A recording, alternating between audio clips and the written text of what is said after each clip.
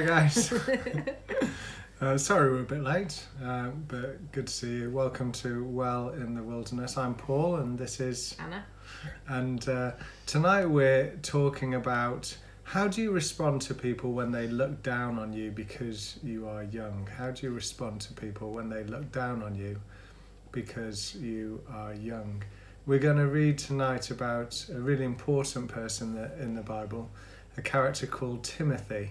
So Timothy was one of the first church leaders when the early church began, a person who was very close to Paul and someone who was probably very young when he was first leading the church.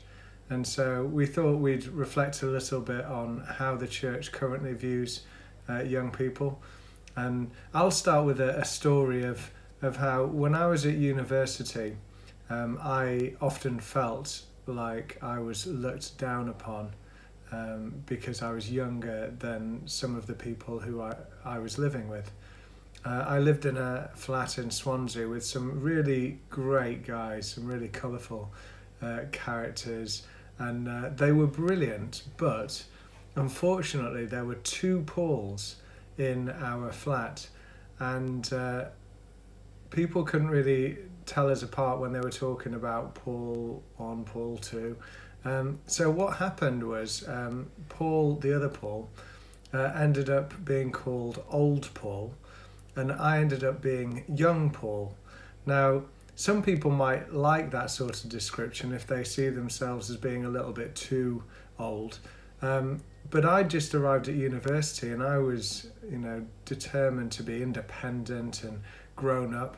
And when people were calling me Young Paul all the time, I just found it really, really discouraging. I felt like people were looking down on me and judging me. So I can kind of understand how young people feel when they feel looked down upon. Anna had a good reflection of how people sometimes view younger people in church. So over to you, Anna.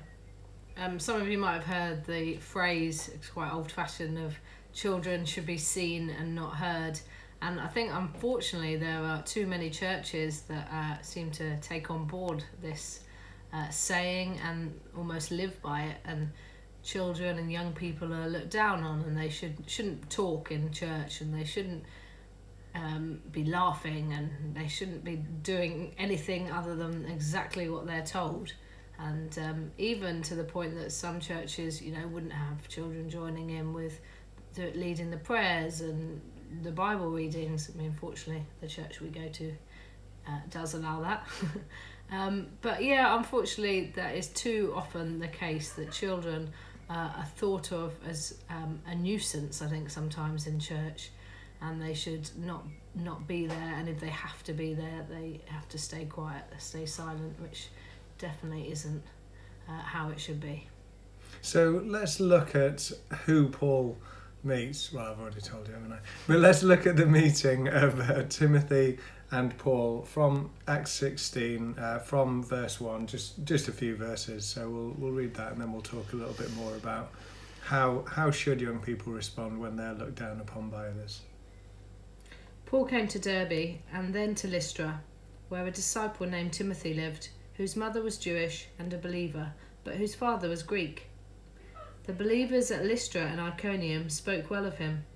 Paul wanted to take him along on the journey, so he circumcised him because of the Jews who lived in that area, for they all knew that his father was a Greek. As they travelled from town to town, they delivered the decisions reached by the apostles and elders in Jerusalem for the people to obey. So the churches were strengthened in the faith and grew daily in numbers. Thank you, Anna.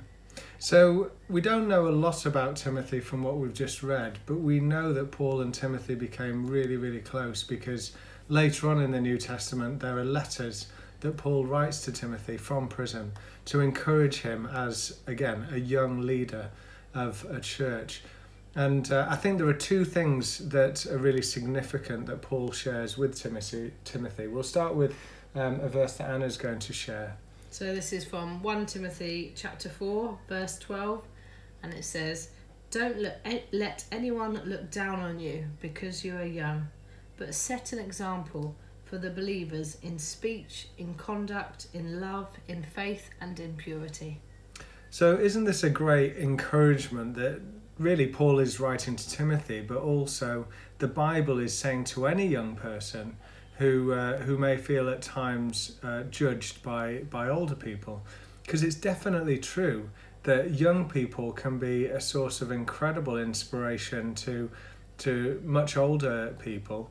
I was leading a youth group tonight on Zoom, and it was led by someone who's 18, and he was doing a much better job than a lot of adults would do.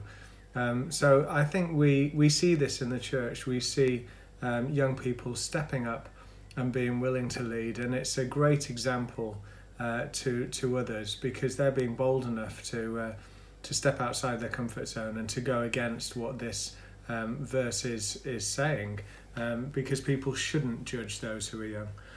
Later on in the New Testament, we've got a second letter written to Timothy, and in this one, the writer Paul says, "For the Spirit God does not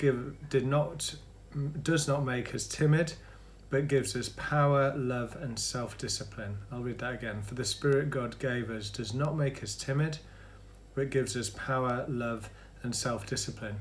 And so this is a word not just to young people, but to anyone who occasionally feels weak, tired, looked down upon, judged, useless. God is giving us and gives us a spirit of power and love and self-discipline. So if you ever feel discouraged, particularly because you're young or new to the faith, then Paul is encouraging you to look beyond what other people may think of you, or what you even think of yourself, and see that God has made you powerful because of the Holy Spirit within you. So we really want to encourage you, particularly if you're struggling during this lockdown, to see that God is with you and the Spirit is making you strong. So be blessed, and we look forward to seeing you tomorrow at 8 o'clock. God bless you. See you guys. Bye.